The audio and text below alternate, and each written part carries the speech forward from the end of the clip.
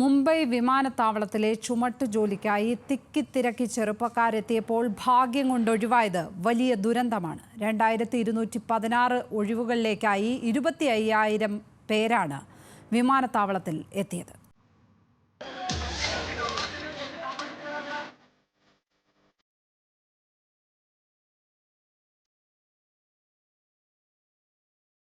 മുംബൈ വിമാനത്താവളത്തിലെ ചരക്കു നീക്കാനായി air India export services ലിമിറ്റഡാണ് ഉദ്യോഗാർത്ഥികളെ ക്ഷണിച്ചത്. ഒഴിവുകൾ 2216. തിക്കിത്തിരക്കി വന്നത് 25,000-ലേറെ ഉദ്യോഗാർത്ഥികൾ.